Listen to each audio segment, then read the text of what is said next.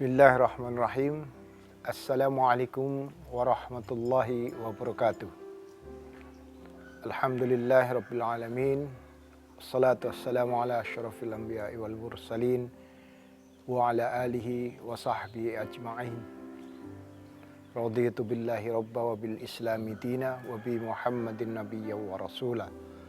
Rabbi zidni ilma warzuqni fahma. Rabbi syrah li sadri wa yassir li amri wahlul 'uqdatam min lisani yafqahu qawli. A'udzu billahi minasyaitonir rajim. Wa in ta'uddu ni'matallahi la tuhsuha. Innallaha laghafurur rahim. Wa ba'du. Para pemirsa sekalian,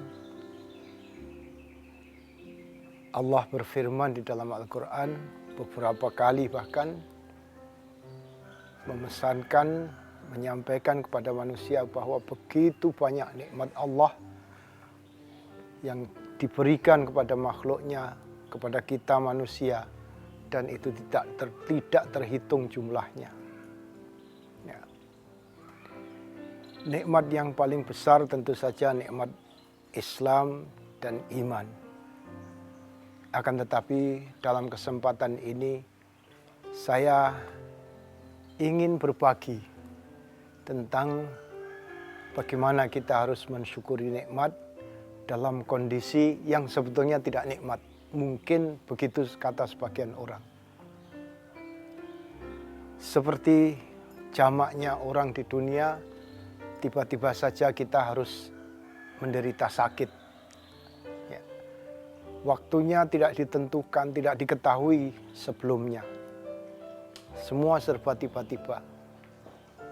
Apabila kita salah dalam menyikapinya, maka kita akan menyalahkan Allah, menganggap Allah tidak adil.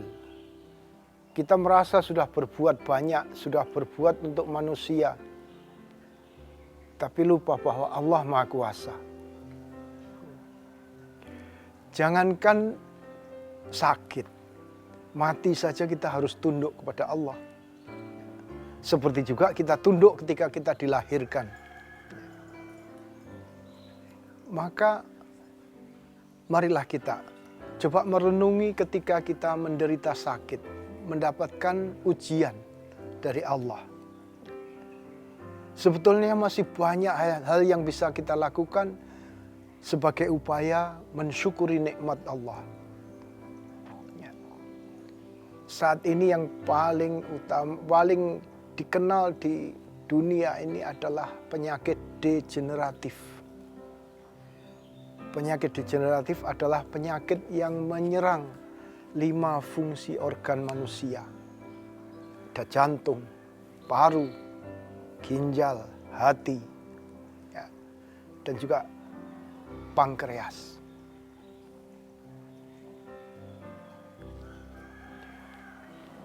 Saya hanya akan mengupas 2 atau 3 saja.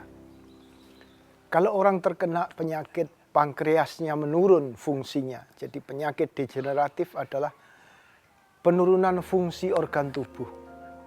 Kalau fungsi sudah menurun, tentu saja tidak bisa diperbaiki.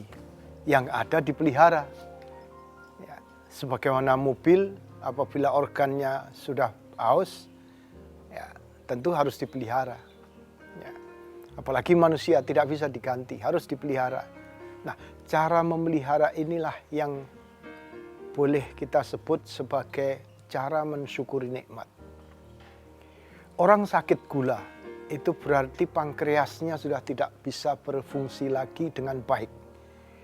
Maka, semua asupan yang mengandung gula ke dalam tubuh tidak bisa diubah menjadi tenaga.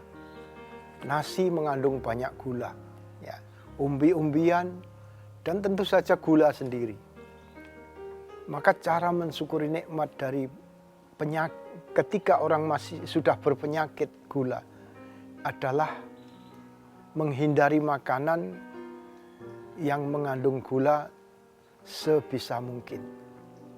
Ya. Imbangannya tentu saja harus dengan banyak bergerak, banyak berolahraga.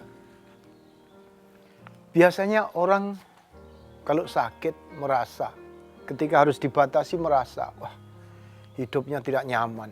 Ya memang tidak nyaman, akan tetapi harus diterima. Cara menerimanya harus menyikapi hidup. Ya, bahwa kita dengan karunia sakit yang seperti itu masih banyak bisa melakukan banyak hal lagi. Ya, asalkan kita bisa menyikapi dengan benar. Ya. Jadi pankreas itu sudah tidak bisa berfungsi, membakar gula menjadi tenaga. Ya. Maka kalau kemudian kita makan kalori sangat banyak, akan menumpuk dan akan memperberat kerja pankreas. Akibatnya bisa diketahui kemudian orang makin lemah bukan makin kuat. Ya. Dan bisa berujung pada kematian. Ya. Demikian juga orang yang sakit jantung, ya, karena kegemukan, karena penumpukan lemak pada organ tubuhnya, ya, sehingga kerja jantung itu tidak bisa optimal. Ya. Maka yang harus dilakukan adalah mengurangi makan lemak yang sebanyak-banyaknya. Gorengan dan sebagainya harus dikurangi. Ya. Kalau kita masih memakan makanan yang seperti itu, ya, tentu saja kita makin mendekati ke arah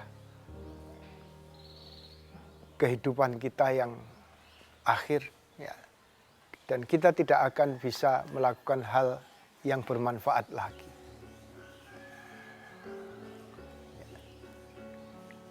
Dengan memelihara jantung, dengan memelihara makanan, itu kita sudah melakukan atau mensyukuri nikmat Allah. Ya. Ketika sehat, orang biasanya tidak memelihara kesehatan. Ya. Akan tetapi begitu sakit, dia ingin memelihara kesehatan dengan banyak makan. Padahal apa yang dilakukan itu salah. Yang satu lagi, orang sakit ginjal. Ginjalnya sudah tidak berfungsi. Ya. Fungsinya sangat menurun dan dia harus dibantu dengan hemodialisis. Ya. Cuci darah orang mengatakan. Ya. Nah, ketika orang sudah mengalami kondisi semacam ini, dia harus mengurangi makan protein. Karena ginjalnya tidak bisa bekerja optimal. Harus mengurangi makan buah. Harus mengurangi minum karena tidak bisa lagi tubuhnya mengeluarkan urin, ya, seperti yang biasanya. Ya, maka kalau orang tidak mampu menyadari, tidak bisa mensyukuri nikmat, dia akan minum banyak-banyak. Dia akan makan buah banyak-banyak. Dia malah mengatakan, "Alah, hidup hanya sekali, masa makan segini saja tidak boleh." Ya akhirnya resikonya harus ditanggung sendiri. Buah yang mengandung banyak kalium itu akan menyebabkan sesak nafas, dan sesak nafas tidak ada obatnya kecuali harus hemodialisis. Akan tetapi kalau kita bisa memelihara, menghindari makanan, ya, maka makanan-makanan yang tidak diperbolehkan atau diperbolehkan akan tetapi sedikit, ya sudah.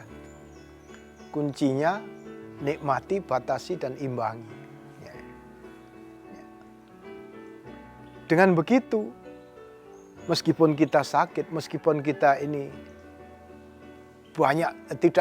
tidak bisa lebih banyak lagi melakukan aktivitas, ya, kita masih bisa ternyata. Di satu sisi makanan yang lain masih banyak yang bisa kita makan.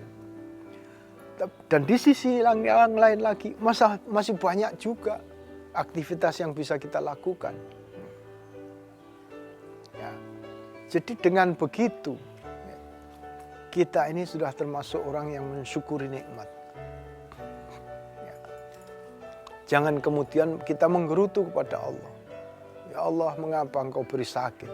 Ya Allah, mengapa engkau pilih aku sebagai orang yang merana seperti ini? Ya. Kepada Allah saja kita tidak boleh mengeluh. Yang boleh kita berusaha berdoa.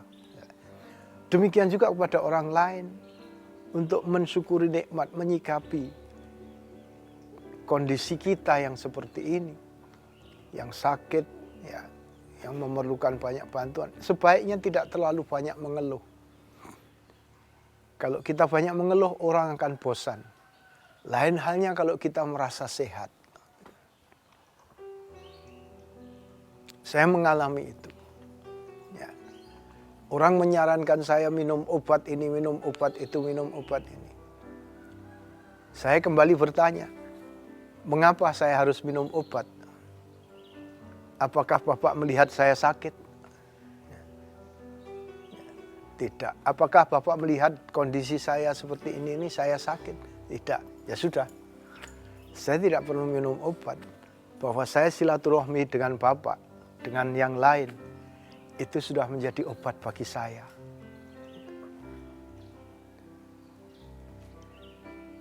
Tentu saja yang paling penting menyikapi dan mensyukuri nikmat adalah dengan banyak-banyak berdoa. Tidak putus berdoa. Lain halnya manusia. Manusia kalau dimintai terus-menerus dia akan bosan. Tapi Allah tidak. Allah justru akan marah kalau tidak dimintai oleh hambanya. Ya. Maka marilah kita dalam mensyukuri nikmat ini, dalam kondisi sakit, dalam kondisi badan kita sudah berkurang banyak kenyamanannya, kita lebih banyak berdoa dan memelihara fisik kita, sehingga apa yang kita lakukan, apa yang akan bisa kita lakukan ini masih banyak lagi dan memberi manfaat kepada orang lain. Saya kira hanya itu saja yang bisa saya sampaikan. Mudah-mudahan kita akan menjadi hamba yang pandai bersyukur dalam kondisi apapun. Sebab kebanyakan orang berpikir bersyukur itu kalau sehat. Akan tetapi dan bersabar itu kalau sakit.